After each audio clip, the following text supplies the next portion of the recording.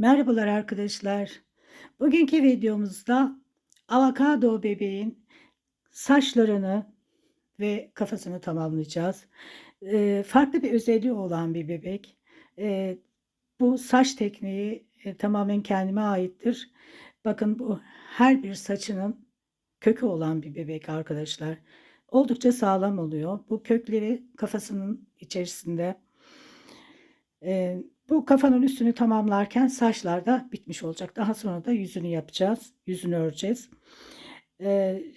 Videonun, altında açıklama kısmında bu saç renginin kodunu paylaştım. Oradan bakabilirsiniz. Çok beğendim ben bu rengi. Çok güzel bir renk. Şimdi başlayalım.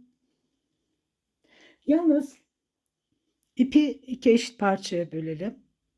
İkisini birlikte yürüteceğiz. Eğer 2 eşit parçaya bölmek istemiyorsanız ipin bir ucu buradayken diğer ucunda çıkartıp örebilirsiniz. Şimdi örmeye başlayalım.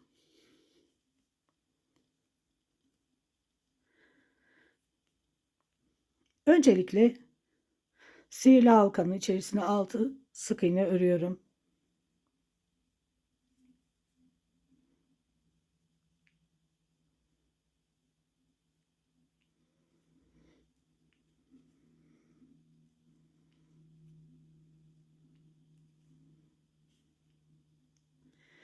Bu saç tekniğini nasıl bulduğunuzu videonun altında yorum yaparak fikirlerinizi söylerseniz bundan mutluluk duyarım arkadaşlar.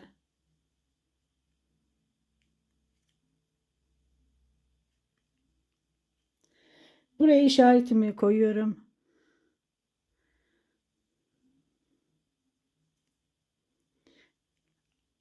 Şimdi her bir sık iğneye bakın, aynı yere batmayalım, dikkat edelim. İlk sık iğneden başlıyorum. Burayı örerken şu şekilde bir tane ördüm. Aynı yeri arttırmayacağım. 6 tane çift yapacağım ama arttırmadan önce bakın, önce bir saç öreceğim. Şimdi bu burada kalsın. İlk önce bu şekilde yapıyoruz. Sonra hepsini birlikte yürüteceğiz. Şimdi diğer iple öncelikle 71 zincir çekelim. Bu başlangıçta 71 zincir çekiyoruz. 71'i tamamlayalım. 71 zincir çektikten sonra 3. zincirden itibaren HDC yani yarım trabzan öreceğim. 69 yarım trabzan örüyorum.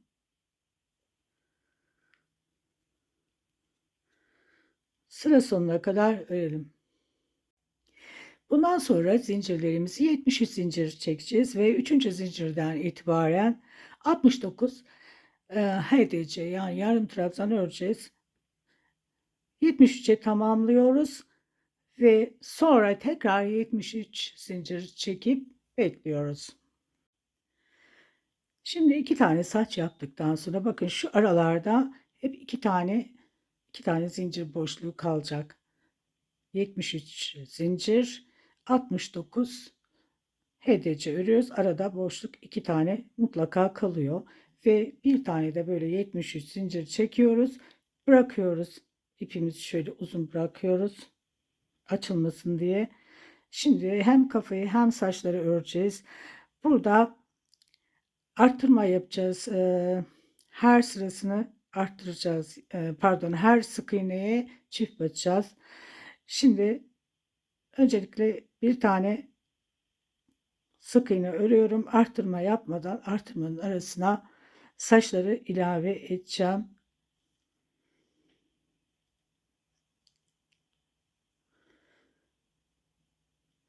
Buraya saçı ilave edeceğim. İpimiz, bakın bu ipi arkaya alıyorum. Şekilde ipi arkaya aldım. ve buradan aynı yere batarak saç ilave ediyorum. Şu ipi birazcık alttan yürüteceğim. Şimdi bakın, bu artırmanın arasına aldım. Örgünün ön yüzünden ilave ettik saçı. Kendimize doğru aldık. Şimdi tekrar artırma yapacağım ama artırmanın arasını alabilmem için bir tane sık iğne örüyorum ve arkadaki bu başlangıç kısmı birazcık oyalıyor. Daha sonra daha kolay örebiliyoruz arkadaşlar. Şimdi saçı öne alacağım, fakat buraya bir işaret koyuyorum. Çünkü artırmayı buradaki artırmayı daha rahat görebilmek için, buraya daha rahat batabilmek için. Şimdi bunu hemen böyle alıyorum. Yine aynı şekilde bakın, ipi koyduğum yere batıyorum. Artırma yapacağım. Burada ben biraz sıkı örüyorum. O yüzden batmak biraz güç oluyor. Şöyle gevşek bırakabilirsiniz. Çok sıkı örmenize gerek yok. Artık bu mavi ipi çekebilirim. Sadece artırmanın olduğu yeri görebilmek için. Şimdi tekrar bir tane sık iğne, tekrar bu ipi koyalım. Bu sıra biraz böyle oluyor. Çünkü alan dar. Şimdi burayı ipi şöyle uzun bırakalım ve saçlarımız hep bu zincir kısmı arkada kalacak. Bakın, buradan örerken öne alacağız. Şimdi bu 73 zincirin üzerine yine 69 tane 3. zincirden itibaren örelim ve sonra tekrar 73 zincir çekelim. Bekleyelim arkadaşlar. Şimdi bu ipimizi uzun bırakmıştık. Ön yüzü burası. Çok dikkat ediyoruz. Şimdi bakın, zincirler hep arka kısımda kalıyor. Saçlar arka kısımda kalıyor. Bunu öne alacağız. Buraya işaretimizi koymuştuk. Bu artırmanın arasına yine alıyorum.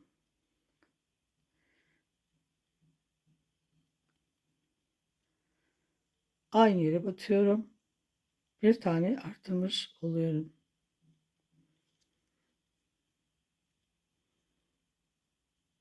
Her sık iğneye çift batmış oluyoruz ve arttırmaların arasına saç ilave ediyoruz. Toplam 6 tane saçımız olacak. Şimdi bakın, saçlar arka tarafta. Şimdi artık bu ipimi çıkarabilirim. 3 tane saç yaptım. 3 tane daha yapacağım. Toplam 6 tane saç olacak bu sırada. Bir tane sık iğne örüyorum. Bu sık iğneleri unutmuyoruz. Yine araya işaretimi koyuyorum. Batacağım yere. Ben sıkı örüyorum. Bu kadar sıkı örmenize gerek yok. Şimdi arkadaki saçı örüyoruz. Arkadaki saçı tekrar 69 HDC. Burada 2 tane zincir kalıyor. Ve sonra tekrar zincir. Bundan sonra sıra sonuna kadar hep bu şekilde yapalım. Artırmaların arasına saç örüyoruz. Ve artırma yapmadan mutlaka bir sık iğne örüyoruz. İşaretimizi buraya koyuyoruz. Artırmanın bu olacağı, bakın, artırma yapacağımız yere işaret koyuyoruz. Şimdi tekrar bu arkadaki zinciri örüyoruz. 73 zincir çekmiştik. 69 tane herdeci örüyoruz. Burada 2 tane kalacak şekilde 2 tane zincir kalıyor. Yine öne alıyoruz. Aynı yere batıyoruz ve tekrar 73 zincir çekiyoruz. O şekilde böyle sıra sonuna kadar devam edelim. Zincirin üzerine ördükten sonra bir tane de 73 zincir çektim. Bakın burada artık bitiş yerine geldik. İşaretin olduğu yere. Orayı arttırmadan hemen bunu yerleştiriyorum. Saçı yerleştiriyorum. Bakın şu şekilde yerleştireyim. Şöyle çekin arkadaşlar. Kolaylık olsun. Sonra arkadan zinciri çekerseniz o oturuyor zaten yerine. Bakın burayı tamamladım. 6 defa bakın şu zinciri de şöyle çekti mi tam oturuyor. Evet, bu sırayı tamamladım. Bakın kaç tane saçımız oldu? 2, 4, 6 tane saç ördük. Şimdi burada hep artırmaların arasına aldık ve artık burada artırmayla bitirdik, saçla bitirdik. Yani bir tane burada 73 zincirimiz vardı. Şimdi bu 73 zincirin üzerini tamamlayalım. Yine 69 HDC örerek ve bir tane de yine 73 zincir çekelim. Görüşelim. Şimdi bakın örgünün ön yüzü görünüyor. Bir tane zincirin üzerine ördüm. 73 zincir çektim. Bundan sonra nasıl yapıyoruz? Yine bakın her sırasını artıracağız. Bir sık iğne pardon her sırasına saç koyacağız. Buraya saçı yerleştirdim. Şimdi artırma yapacağız. Bir tane saç ördüm. Bir saç ördüm ve burası artırma olacak. Bir sık iğne bir artırma sıra sonuna kadar yapacağız ve artırmaların arasına bakın şimdi sık iğnemi ördüm. Buraya artırma yapacağım. Bir tane sık iğne buraya ördüm ve arasına saçı yerleştirdim. Şimdi buraya bir tane örüyorum. Bu artırmaların arasını almayı unutmuyoruz. Bu saçı ördükten sonra öne alıyoruz. Yine buraya batıyoruz. Eğer yine batacağınız yer karışık geliyorsa yine buraya bakın arttırma olacağı için aynı yere batacağımız için burayı koyalım. Bunu örelim. Arasını alalım. Şimdi zincirin üzerini tamamlıyorum ve tekrar 73 zincir çekiyorum. Zincirin üzerini tamamladım. 73 zincir çektim ve artıracağım yere bakın işaretimi koymuştum. Burada unutmamak için artıracağımız yere işaretimizi mutlaka koyalım. Artırmaları mutlaka yapacağız.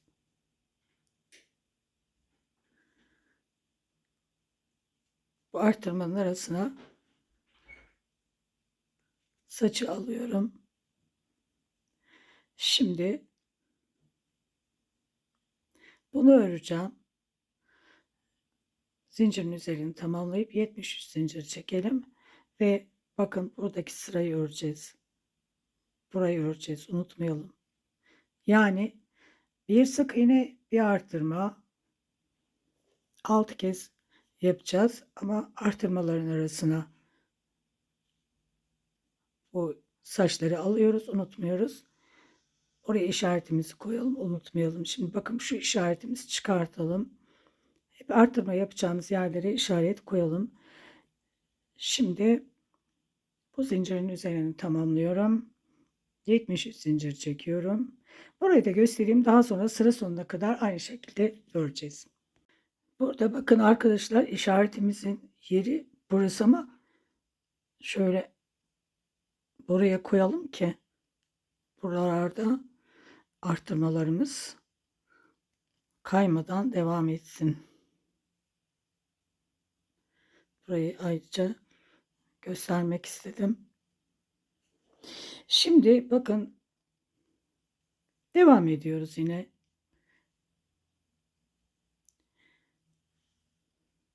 Böyle birkaç tane daha böyle saç örerek ve 73 zincir çekerek de ilave ede ede gidebiliriz. Şimdi burada ne yapmıştık? Artırma yapmıştık bakın. Artırma. Aynı yere bakın, V şeklinde. Şimdi bir tane sık iğne yine örüyorum ama örmeden bunu araya alıyorum.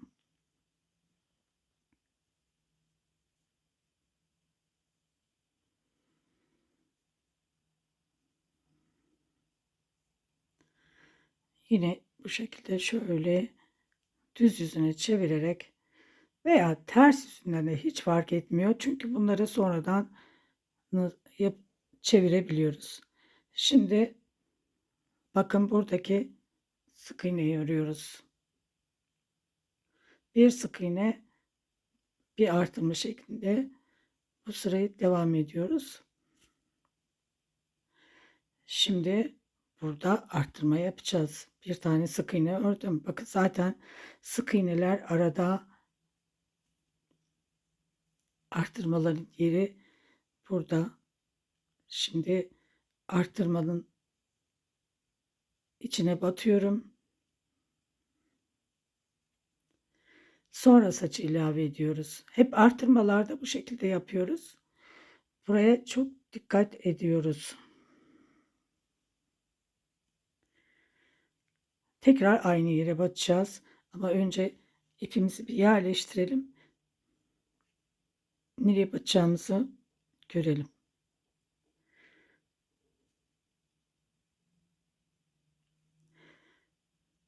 Şimdi buraya batmıştık.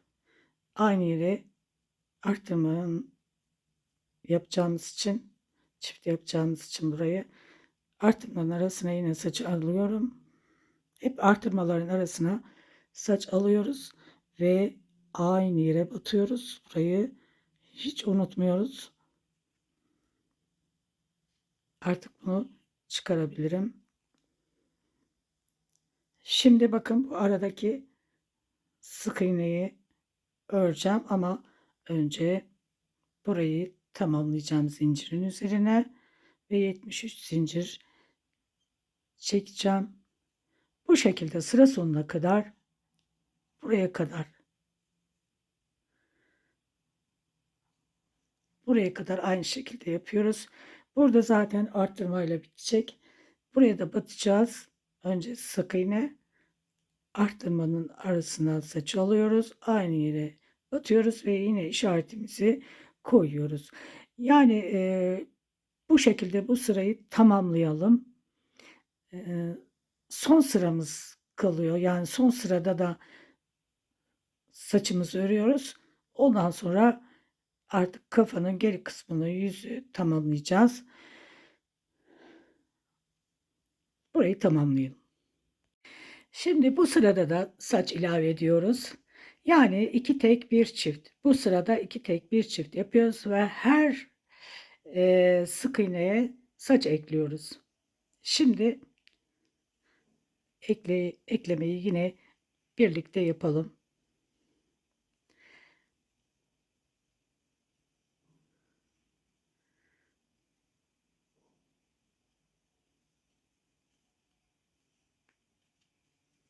Bir tane saç ilave ettim. Bakın. İkincisini ilave ediyorum. Bakın buradaki sık iğnelerim görünüyor.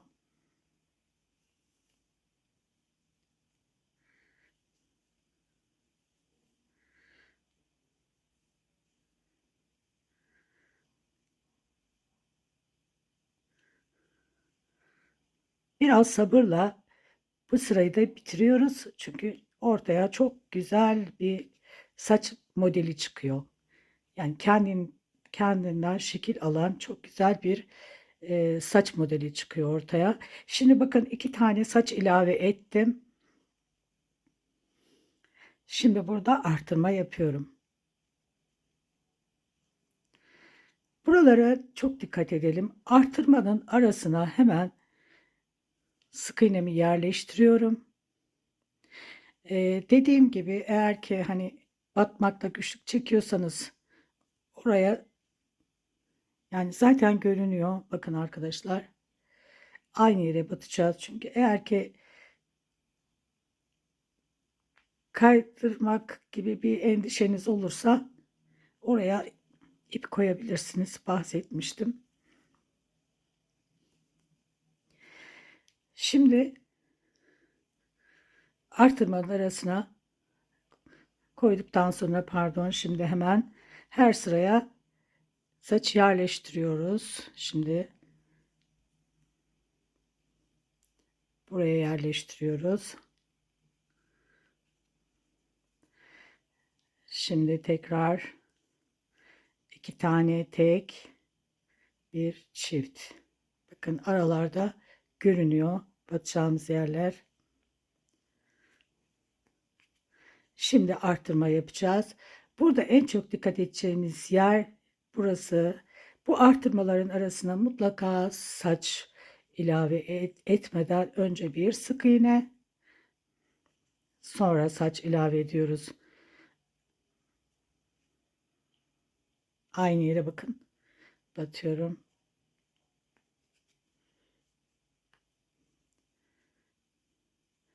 Bu şekilde sıra sonuna kadar, bu işaret koyduğumuz yere kadar, işaret koyduğumuz yer, sıra sonuna geldim. Bakın işaretin olduğu yere sık iğne ördüm ve son saçımı ilave ediyorum.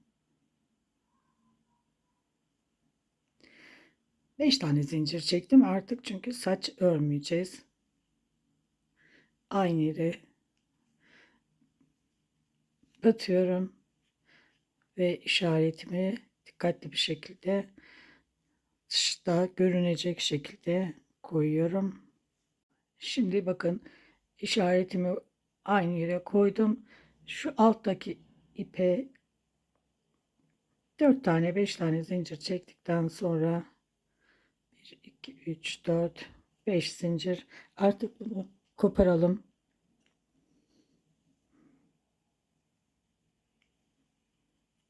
Şimdi ten rengine geçiyorum. Bakın işaretimi buraya yerleştirdim. Şimdi yanındaki sık iğneden ten rengine geçeceğim. Şuradaki zincir çektiğim yeri alttan birazcık yürüteceğim. Sonra koparacağım. Biraz şöyle uzun bırakalım. Bir tane bakın ördüm. İkincisi, yani renk değişikliği yaptım. Bakın burası 2. Bir de şu aradaki yer. Bu aradaki yerleri unutmuyoruz. Zaten orada sık iğnelerimiz var. Buradan rahat bir şekilde görünüyor. Burayı atlamıyoruz. Bu sırayı dikkatli yapalım. Bakın işaretten sonra 3 tane oldu. 1, 2, 3. Şimdi bir tane arttırma yapıyorum. 3 sık iğne, bir arttırma, sıra sonuna kadar 6 kez. Şimdi şu alttaki ipleri artık bunları birbirine bağlayıp kesebilirim. Bunlara artık ihtiyacımız kalmadı. Sıkıca bağlayalım. Bunlar zaten kafanın içinde kalacak. Bundan sonra hep ten rengiyle çalışacağız. Bakın 3. Şimdi şurada işaretimizin yeri 1, 2, 3.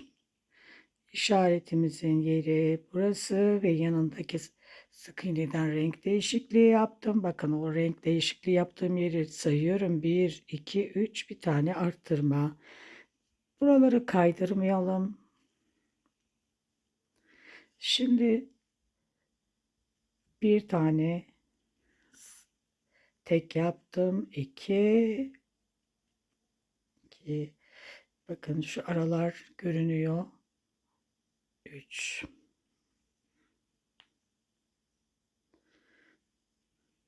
3. Şimdi arttırma yapıyorum. 3 sık iğne bir arttırma. Bakın arttırmalarım zaten buradaki V şeklinde olan dar olan V'lere denk geliyor. Yani burada bir arttırmamız vardı. Hep arttırmalar o şekilde denk gelecek. Kaydırmadan dikkatli bir şekilde bu sırayı örelim.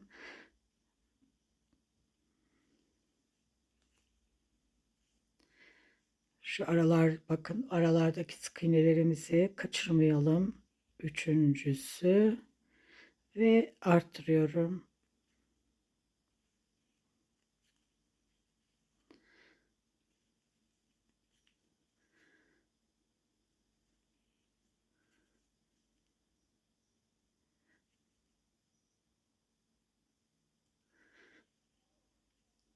Ben biraz sık ördüğüm için biraz daha zor görünüyor. Bakın bak üçüncüsü.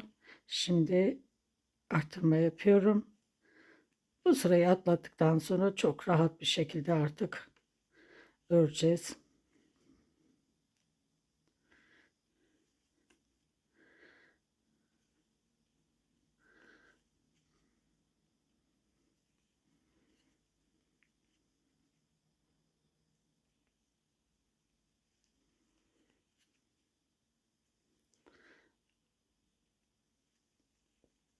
Artırma yapıyorum.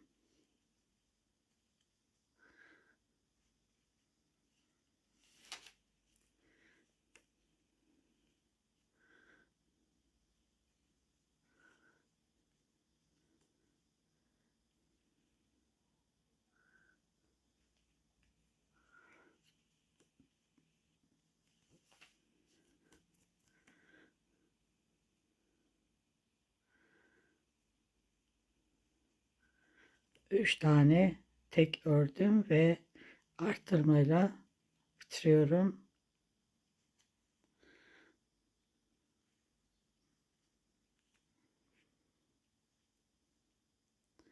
İpimi araya alıyorum. İşaretin olduğu yeri artırıyoruz. Arttırmayla bitirdik. Şimdi bundan sonra daha kolaylaştı. 4 sık iğne yani 4 tek bir çift. İşaretimizi kaçırmıyoruz. Kaydırmayalım. 1, 2, 3,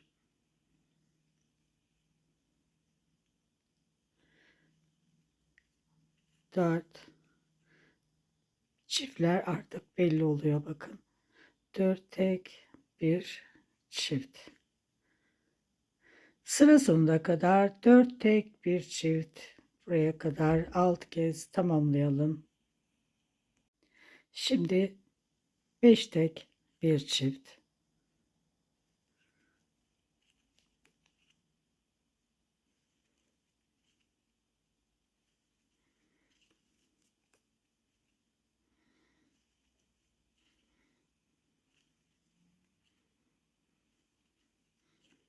Sıra sonuna kadar 5 tek bir çift. Şimdi son artırmamı yapıyorum. 6 tek bir çift.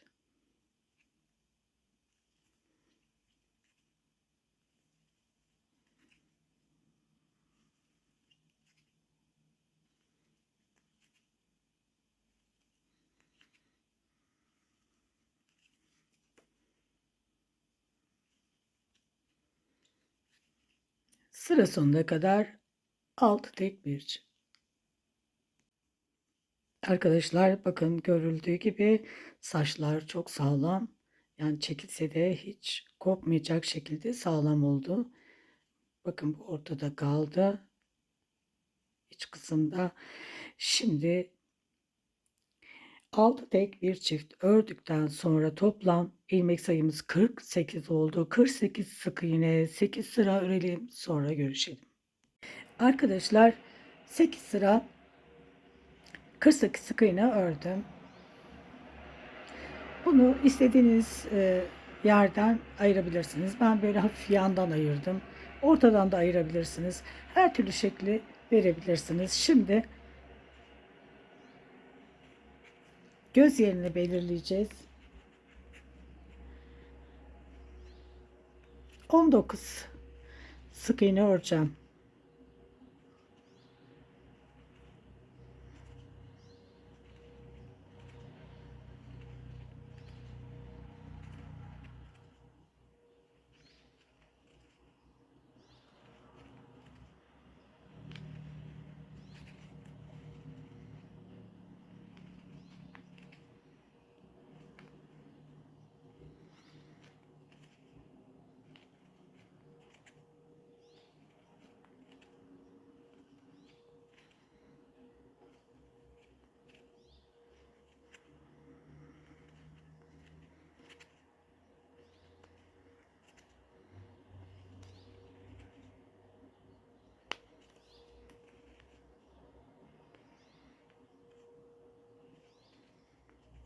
19 sık iğne ördüm. 2 tane zincir çekiyorum. Bir tane boşluk atlıyorum. İkincisine batıyorum. Burası değil. Burası.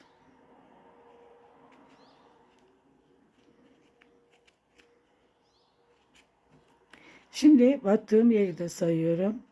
Bir tane sık iğne ile buraya bağlandım. 7 tane örüyorum.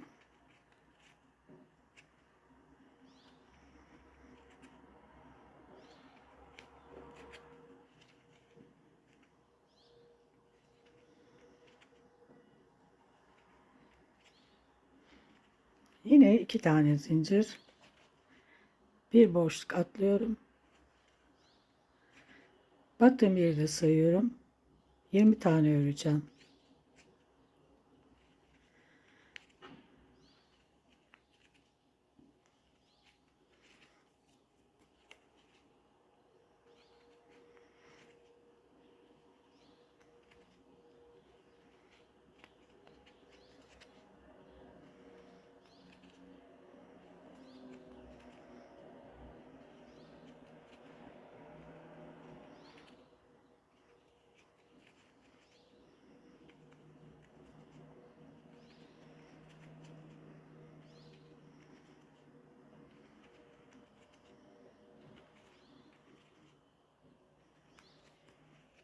On dokuz ve 20.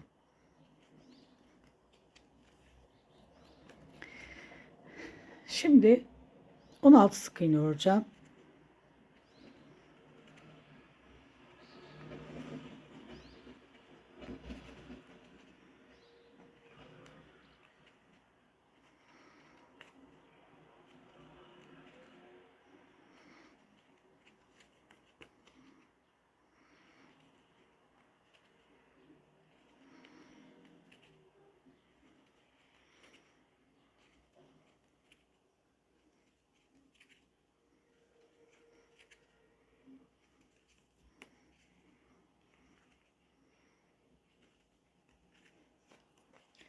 On altı sık iğne ördüm. Şimdi 3 tane peş peşe çift yapacağım. 3 çift. Birincisi, ikincisi, üçüncüsü.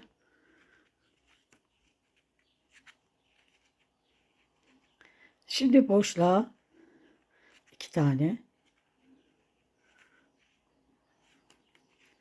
Şimdi bakın boşluğum bu. Başlangıçtaki sık iğneye batıyorum. 1 2 3 4 5 6, 7. 7 sık iğne ördüm. Şimdi boşluğa yine 2 tane sık iğne. Şimdi hemen bakın, boşluğun yanındaki ilk sık iğneye batıyorum.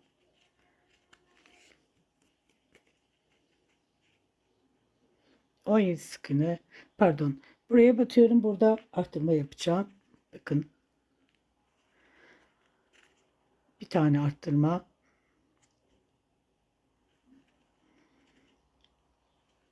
ikincisi, üçüncüsü. Şimdi 17 sık iğne örelim. Bir tane ördüm.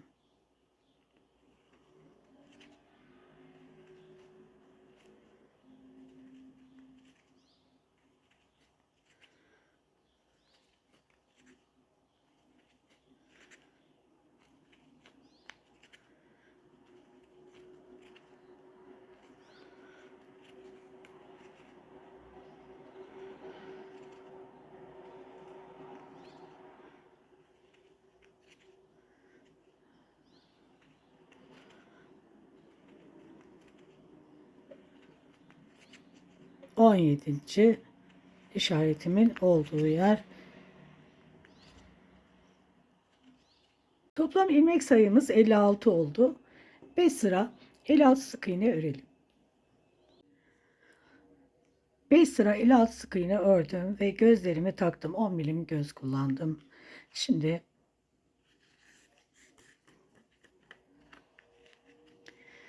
bir tane eksiltme yapalım.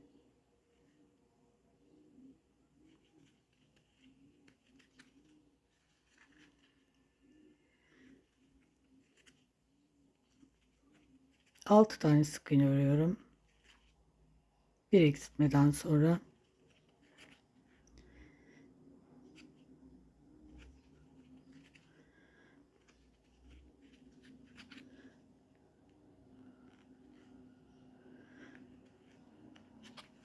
şimdi sıra sonuna kadar 6 sık iğne bir eksiltme olarak örelim. 7 kez eksiltmiştik ve 6 sık iğne ile bu sırayı bitirmiştik. Şimdi 6 sık iğne bir eksiltme.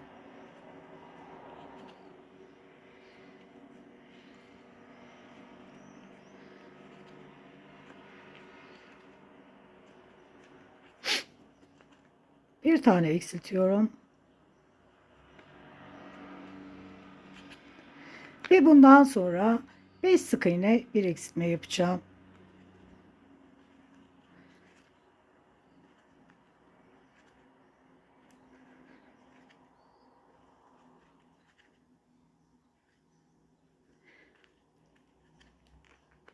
Beş kez olacak ve 6 sık iğne ile bu sırayı bitireceğim. 5 sık iğne bir eksiltme, 5 kez, 6 sık iğne ile de bitiriyoruz. 4 sık iğne bir eksiltme, yani eksiltme ile bu sırayı bitirdim. Toplam yine 7 kez eksiltmiş oluyor. Şimdi 4 sık iğne bir eksiltme.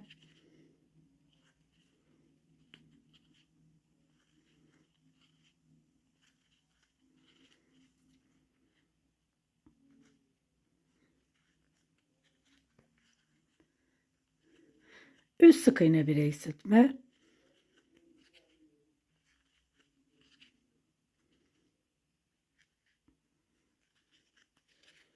5 kez üst sık iğne bir eksiltme yapacağız.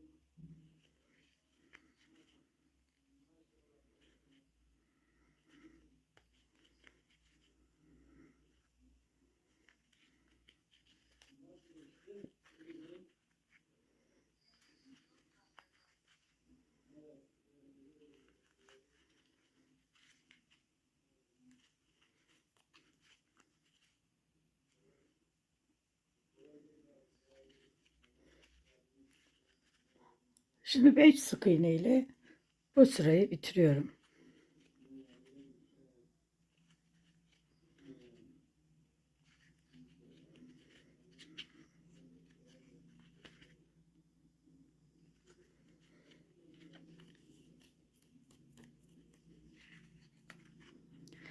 Şimdi 3 sık iğne bir eksiltme.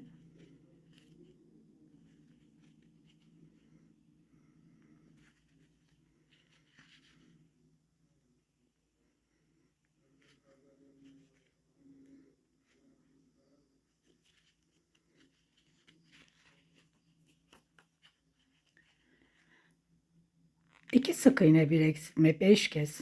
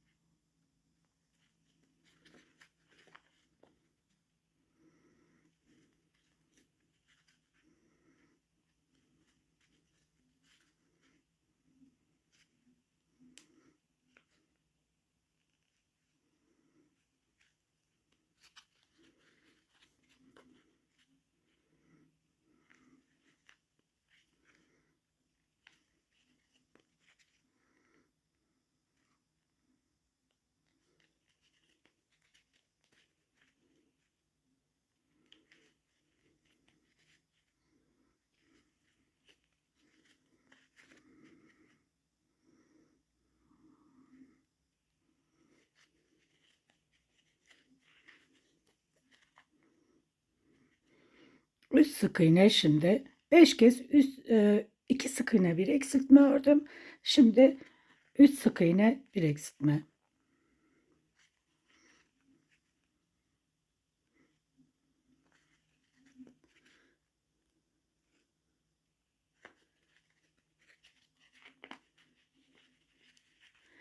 Şimdi içerisine elyaf yerleştirelim ve parmağımızı buraya bastırıyoruz. Bastırarak elyaf yerleştirelim. Buraya göz çukuru yapmamıza gerek kalmıyor. Şuraya bastırarak elyafı yerleştirelim.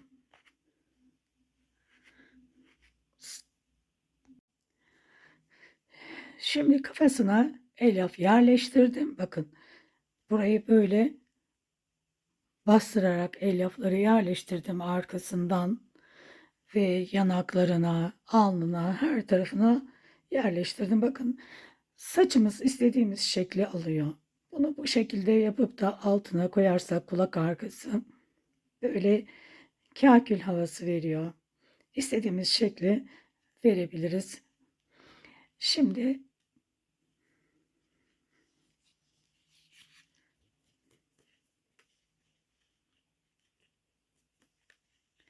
iki sık iğne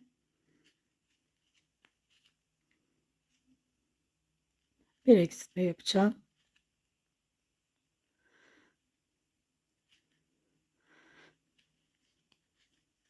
Şimdi 5 kez bir sık iğne bir eksiltme.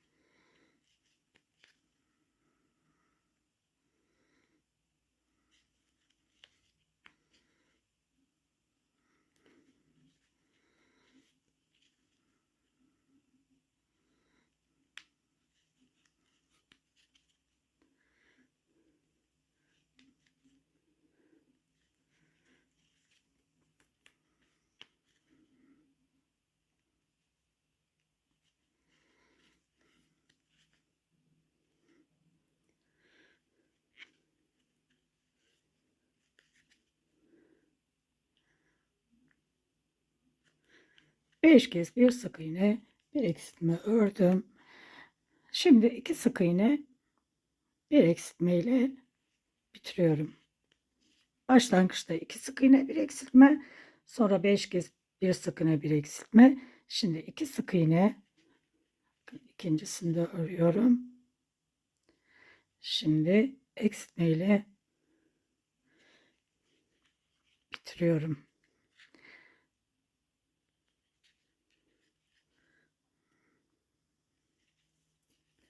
Toplam 16 tane sık iğnemiz oldu.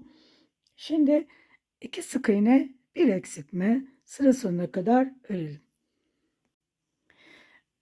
2 sık iğne, bir eksiltme, 4 kez ördükten sonra ipimi koparıyorum. Toplam 12 sık iğnem oldu. İpimi dikmek için biraz uzun koparıyorum.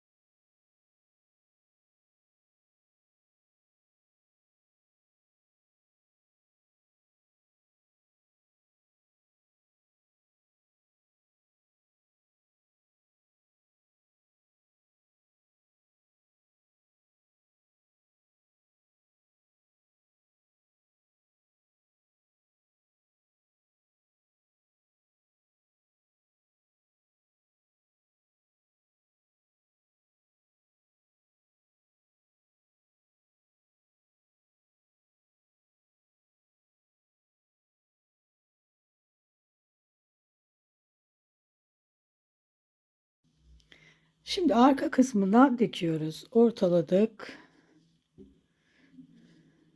Bakın şu şekilde. Bakın bitiş burasıydı. Bitiş yeri burasıydı. Hemen onun önündekinden alıyorum.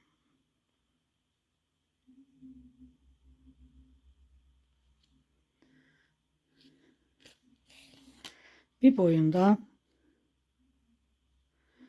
bir tane kafadan alarak düzgün bir şekilde dikiyorum.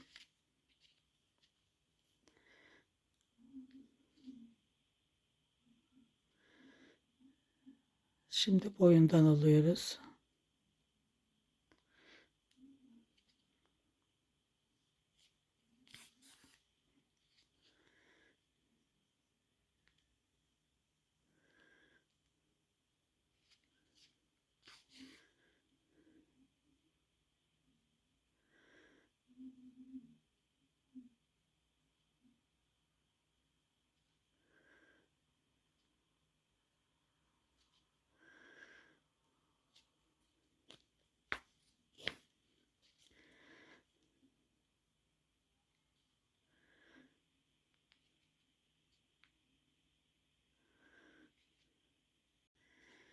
Bakın buraları diktim.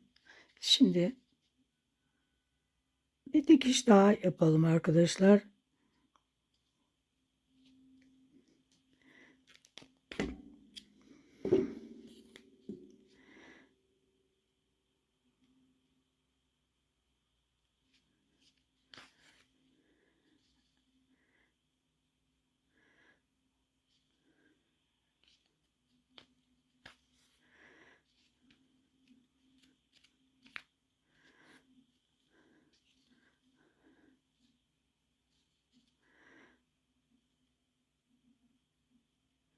Öyle çok sıkı değil de biraz aralıklı.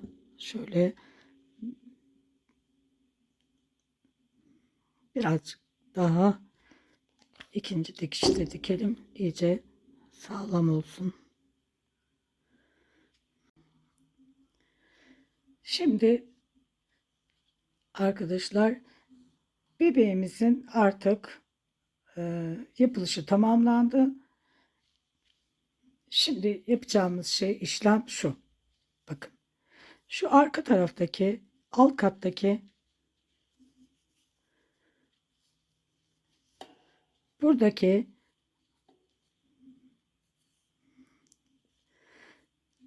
saçlarımızı şöyle bakın düzgün bir şekilde yerleştirelim.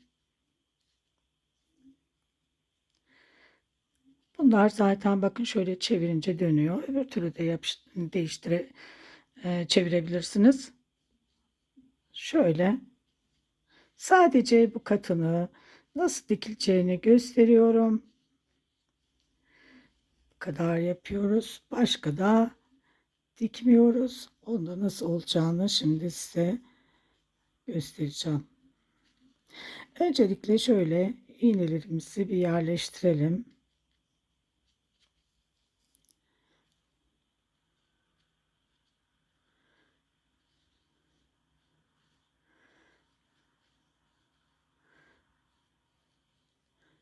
Buranın tersi düzü fark etmiyor. Ben şöyle yine de çeviriyorum. Tersini çeviriyorum. Hiç fark etmez. Nasıl kolayınıza geliyorsa o şekilde e, burayı iğneleyin. Şöyle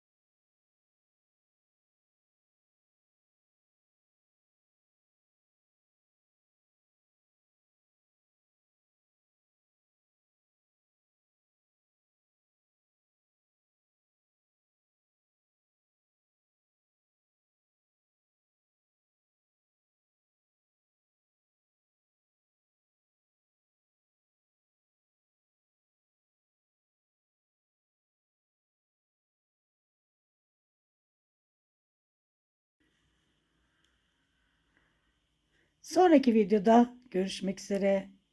Hoşça kalın.